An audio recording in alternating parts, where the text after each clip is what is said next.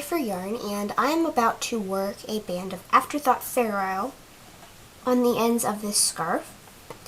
Afterthought Fair Isle is a technique that's usually used in knitting to give the look of Fair Isle stitch pattern, but it's not done while you're knitting. It's done after the fact by almost embroidering through the knitting with a piece of contrasting yarn.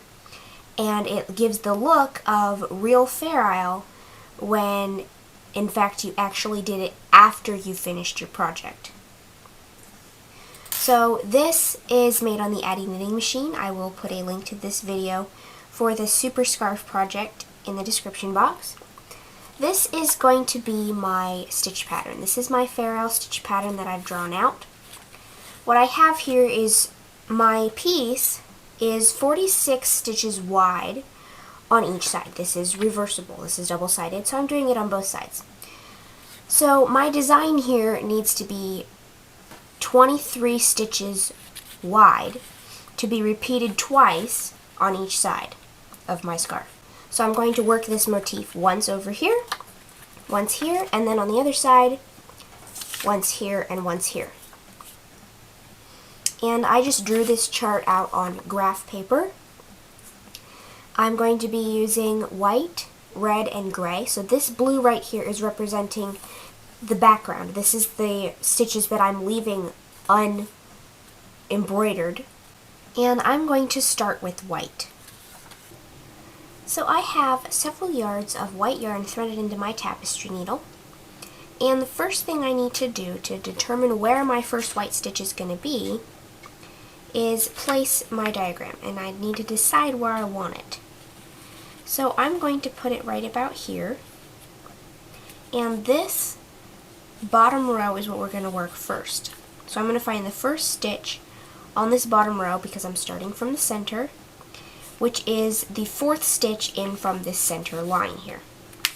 So if this is going to be my bottom row, then I need to find the center. 1, 2, 3, 4.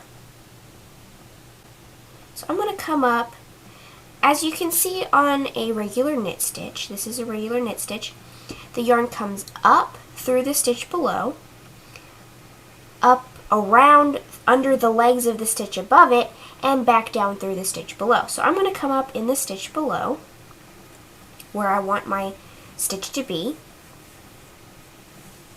and I'm going to go up above the stitch I want and through the legs of the stitch above it.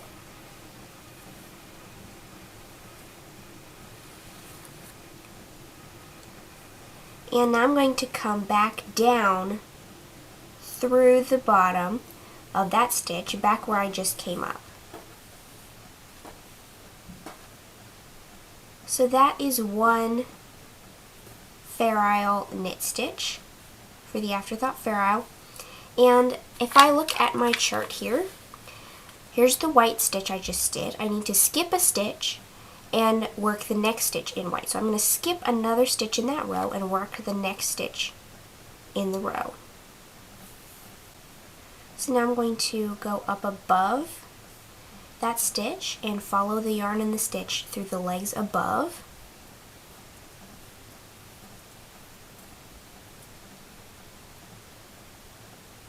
And back down where I came up.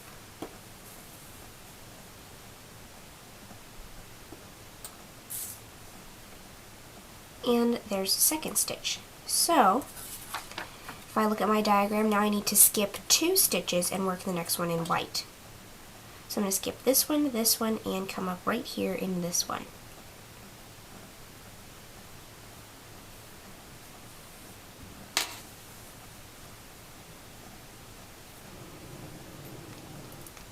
Going to go up through the legs above.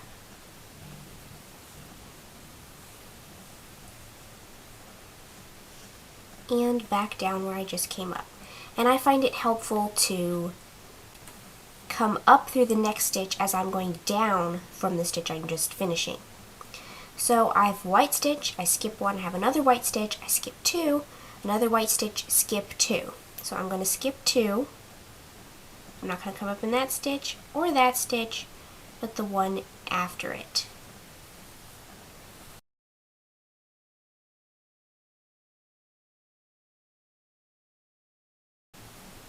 I'm going to come down,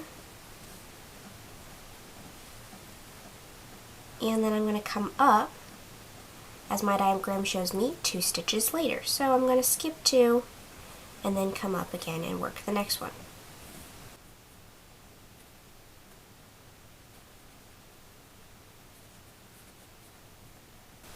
Going to come down, and then I'm going to skip 2 more as my diagram shows and work the next one.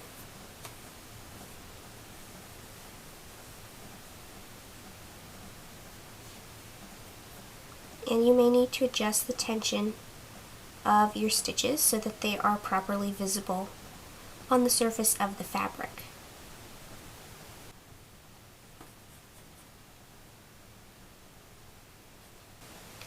And as you can see here, if the legs of the stitches don't touch in the middle, then they're too tight. So you're going to need to stretch that yarn. So we're going to go ahead and pull from over here a little slack, move it over,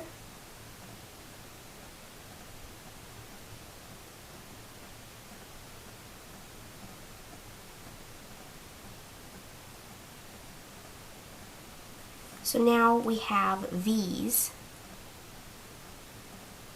instead of just a double line, because we want these to look just like the knit stitches.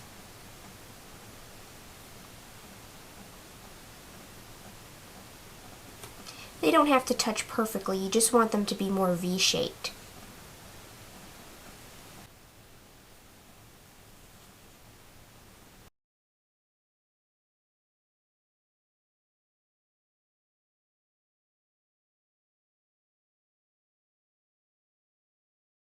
So now I've finished the bottom row of my diagram, and I'm going to move up to the next row.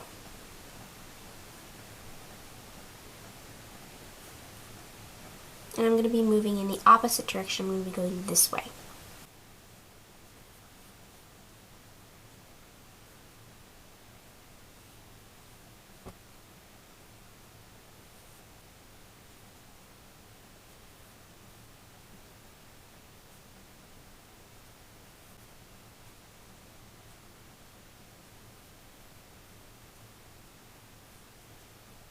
Just to make sure you can see what I'm doing, I'm going to do a little close-up shot here. Now this is the stitch I'm coming out of right here. I'm going to work this little loop around.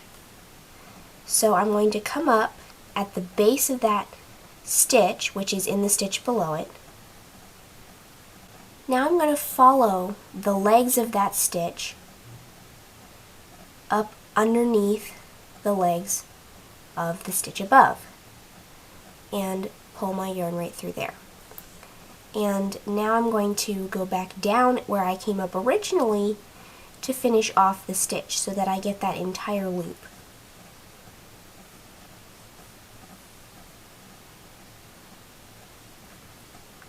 Now I'm going to come up in the next stitch that needs to be done in white, and that is this stitch right here. And I'm going to come up at the base of the stitch, which looks like it's in the stitch below it. And then I'm going to come across underneath the legs of the stitch above.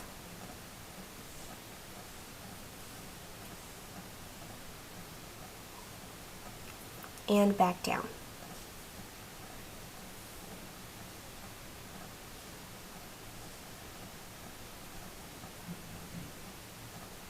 I'm going to come up in the base of the stitch I want to work, across underneath the legs of the stitch above, and back down where I started.